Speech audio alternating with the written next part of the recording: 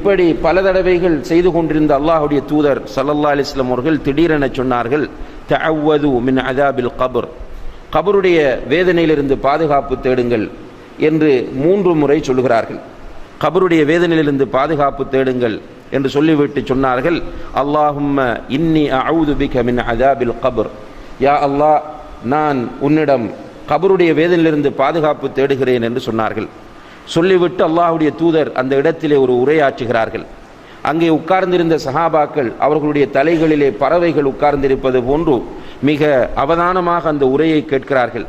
அல்லாஹுடைய தூதர் சொன்னார்கள், இந்த உலகத்திலே வாழக்கூடிய ஒரு நல்ல மனிதர், ஒரு முஃமின், அவனுடைய அஜல் வந்துவிடும் போது அவனுடைய உயிரை கைப்பற்றுவதற்காக வேண்டி சுவர்க்கத்திலிருந்து ஒரு கஃனை எடுத்துக்கொண்டு சில மலக்குகள் வருவார்கள். அவர்கள் பார்ப்பதற்கு பிரகாசமான தோற்றத்தோடு இருப்பார்கள்.